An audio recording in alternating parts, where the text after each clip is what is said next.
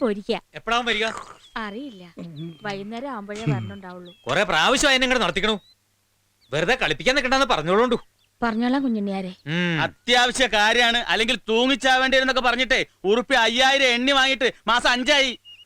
ഇപ്പൊ അതിന്റെ പലിശയില്ല, മുതലും ഇല്ല.